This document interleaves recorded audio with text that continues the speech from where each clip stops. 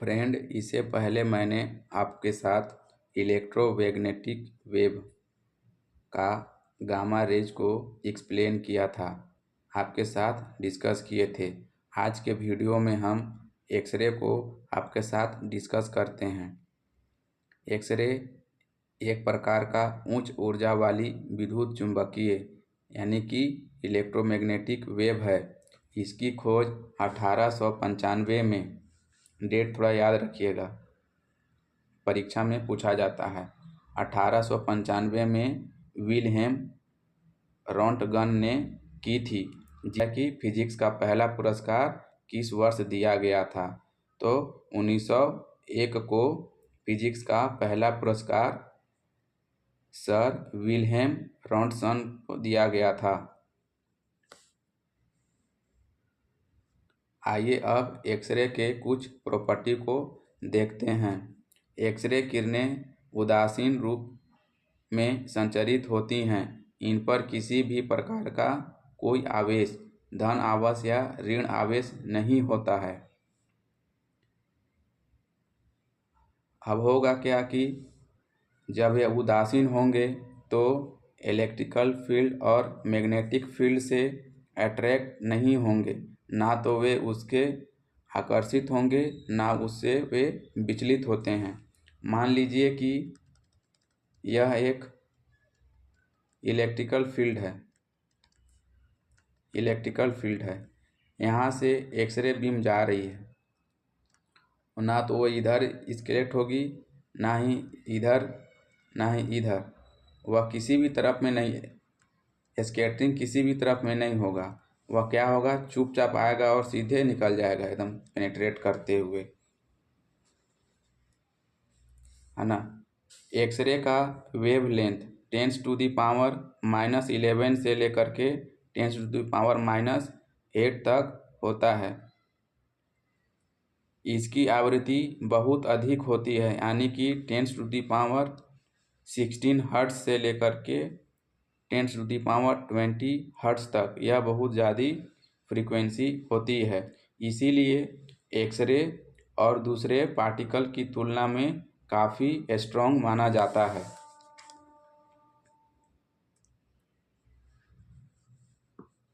चूँकि इसकी फ्रीक्वेंसी बहुत हाई होती है और एनर्जी लेवल भी बहुत हाई होती है, इसलिए इसकी भेदन क्षमता गामा किरणों से कम, लेकिन पैराबैंगनी, इंफ्रारेड और रेडियो वेव वगैरह की तुलना में बहुत अधिक होती है।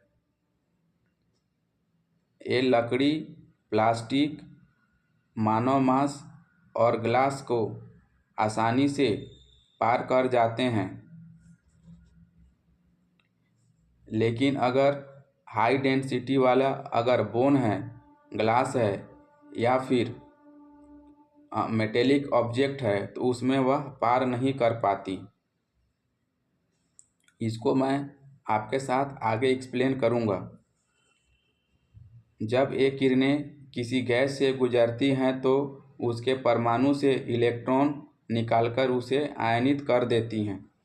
अभी जस्ट हमने पीछे देखा था कि इलेक्ट्रोमैग्नेटिक वेव जो होता है, एक्सरे वेव जो है, उदासीन होता है। फिर मैं यहाँ पे आपको बोल रहा हूँ कि यह गैसों को आयनित करती हैं। तो गैसों को आयनित इसलिए करती हैं क्योंकि इसमें बहुत ही ज़्यादा हाई फ्रीक्वेंसी होता है और एनर्जी लेवल बहुत हाई होता है।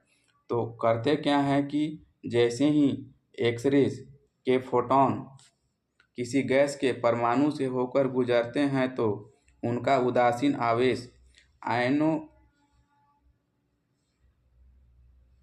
मायने नहीं रखता, बल्कि उनके फोटॉन की तीव्र गति ऊर्जा गैसों के परमाणु के कक्षीय इलेक्ट्रॉन से टकराकर उन्हें बाहर निकाल देते हैं।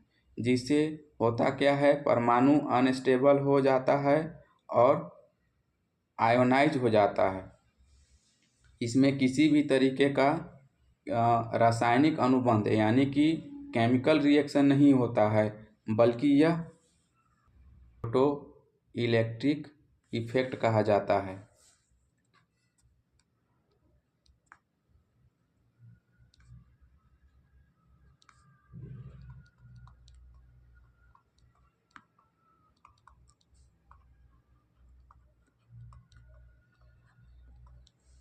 है ना।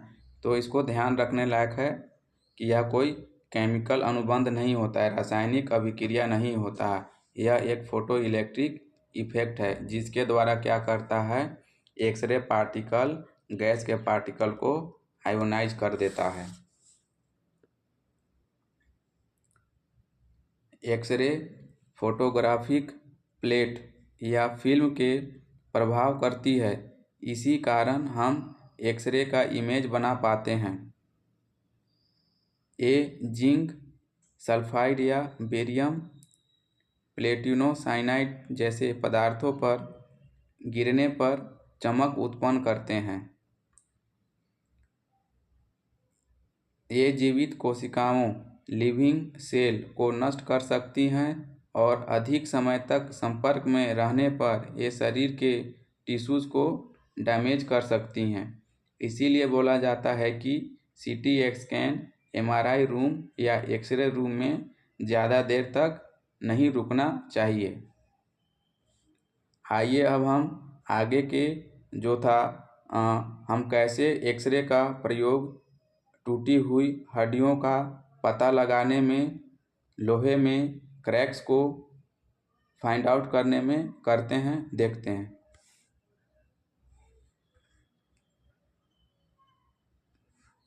मान लीजिए फ्रेंड कि यह टूटा हुआ स्ट्रक्चर है, मान लीजिए ह्यूमन बोन है ये।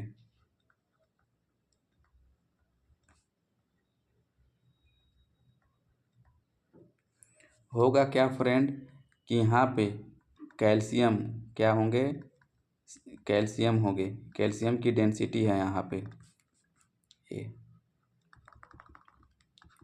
पूरा भरा हुआ है ना। तो जैसे ही हम एक्सरे बीम को यहाँ से गुजारेंगे,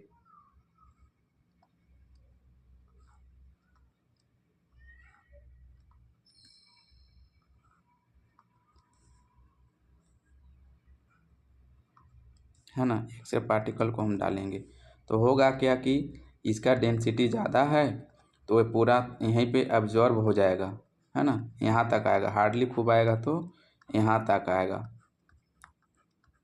तो इसका कलर क्या हो जाएगा, वाइट ही रहता है। लेकिन जहाँ हड्डी टूटी होती है, जहाँ हड्डी टूटी होती है वहाँ से क्या होता है, एक्सरे बीम जो है आगे क्रॉस कर जाता है, आगे क्रॉस कर जाता है और किससे टकराता है, एक सिल्वर ब्रोमाइड का लेयर रहता है, थिन प्लास्टिक लेयर रहता है। ये मान लीजिए थिन प्लास्टिक लेयर है आपका, और इसके ऊपर सिल्वर ब्रोमाइड का कोटिंग किया हुआ है। सिल्वर हेलाइड भी हो सकता है ना। जब टूटी हुई हड्डियों से एक्सरेज पार होते हैं तो होता क्या है कि ये जो है सिल्वर ब्रोमाइड है, सिल्वर पे पॉजिटिव चार्ज है और इस पे नेगेटिव चार्ज है ना। ये स्टेबल बॉन्ड है, ये अभी तक स्टेबल है। अब जैसे ही क्या करेंगे, हम एक्सरे को इंट्रोड्यूस करेंगे, एक्सरे पड़ेगी तो क्या हो जाएगा, यह इतनी तेज़ी के साथ में सिल्वर पार्टिकल के टकराएगा कि क्या होगा, ब्रोमीन अलग हो जाएगा, ब्रोमीन अलग हो जाएगा, है ना। और बच क्या जाएगा, केवल सिल्वर के साथ में इलेक्ट्रॉन, इसका वाला इलेक्ट्रॉन यहाँ आ जाएगा, इलेक्ट्रॉन को E0 से मैं शो कर रहा हूँ। तो अब ये क्या हो गया, पूरी तरीके से कंप्लीट सिल्वर हो गया, ये स्टेबल सिल्वर हो गया। अब इसका कलर क्या हो जाता है दोस्तों, मैंने आपको बताया था कि जहाँ से सिल्वर पार्टिकल क्रॉस कर जाते हैं उसका कलर ब्लैक हो जाता है, और यहाँ पे क्रॉस नहीं कर पाते हैं तो इसका कलर वाइट रहता है ना। तब उसका कलर क्या हो जाएगा, ब्लैक हो जाएगा। तो जब आप एक्सरे फिल्म देखिएगा तो आप पाइएगा कि जहाँ पे टूटी हुई हड्डी होती है वहाँ का कलर ब्लैक होता है और अच्छी वाली हड्डी वाइट सफ़ेद कलर का दिखता है। इसी प्रकार से किसी एक ठोक हम मान लीजिए कि मेटेलिक ऑब्जेक्ट है मेरा, इसमें कुछ इस तरीके का गैप है ना, गैप है। तो यहाँ से क्या होता है, जब हम इसको एक्सरे पार्टिकल देते हैं तो आसपास की चीज़ें जो है ना वाइट नज़र आती हैं, बट लेकिन यहाँ पे क्या है, यहाँ पे गैप है। गैप है तो क्या होगा कि एक्सरे पार हो जाएंगी और इस जगह को जो है ब्लैक स्पॉट के रूप में डिनोट किया जाएगा। तो हमें पता चलेगा कि जो है यहाँ पर स्टील स्ट्रक्चर क्रैक है, इसके अंदर में एयर बबल है या गैप है किसी तरीके का। अगर वीडियो आपको अच्छा लगा हो तो आप चैनल को सब्सक्राइब कर दें, वीडियो को लाइक कर दें। आपका धन्यवाद।